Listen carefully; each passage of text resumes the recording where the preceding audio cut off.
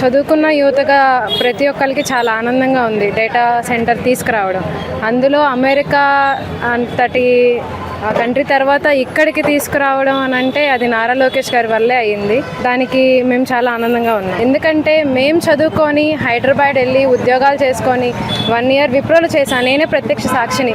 అయ్యా మన రాష్ట్రంలో ఇలాంటిది ఏది లేదు, ఒక MNC కంపెనీ లేదు అని ఎంతో బాధపడ్డాం. బాధపడి చివరికి ఆంధ్ర వచ్చాక కూటమి ప్రభుత్వం వచ్చిన తర్వాత నారా లోకేష్ గారి నాయకత్వంలో కంపెనీ రావడం, అలాంటిది అమెరికా అంత స్థాయి తర్వాత అది మన వైజాగ్కి రావడం, మన రాష్ట్రానికి రావడం చాలా ఆనందంగా ఉంది.